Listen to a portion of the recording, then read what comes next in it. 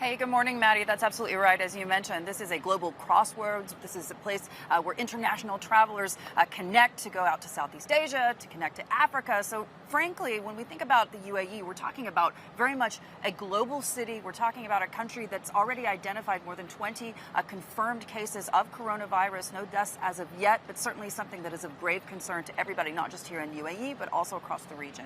Absolutely, and we're looking out to see what happens next. When you assess the impact across equity markets, after the worst week for stocks since the global financial crisis, we now see risk appetite returning. That should bode well for the start of the Middle Eastern trading day today and as we come into the European trading day as well. But clearly, big concerns about how the virus isn't just impacting growth here across the region, but around the world as well.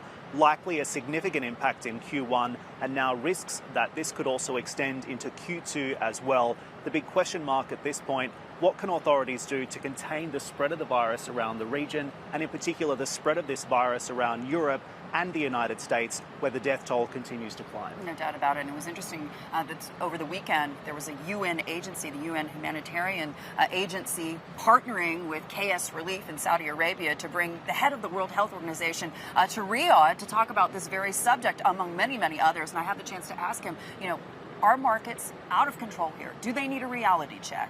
Listen into what he had to say. If you move into pandemic, you're saying containment will not be possible. So it's like a decision to live with the virus, and we will say, okay, let's do only mitigation, so we live with the virus. But that is going to be a mistake. We are not there yet. So the best approach we have is based on country level risk assessments, global assessments, to do the containment while preparing for any eventualities for a potential pandemic. We do everything. So it's a comprehensive approach. Or Tony Fauci, my good friend, who is a US epidemiologist, incredible capacity, calls it blended approach. That's how we can get better, by investing in a comprehensive approach. And no panic, no fear.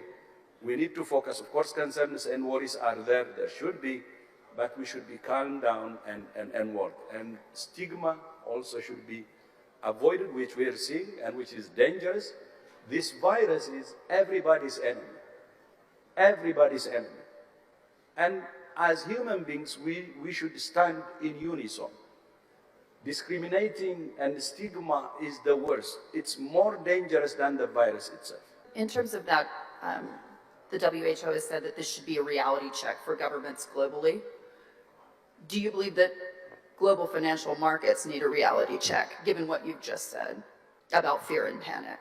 Yes, global markets, it's to everybody, by the way. They should calm down and try to see the reality, as you said, reality check. Facts, figures, and decide based on that. Rational. We need to continue to be rational. Irrationality doesn't help. We need to go back into the facts and the figures, and based on that we decide.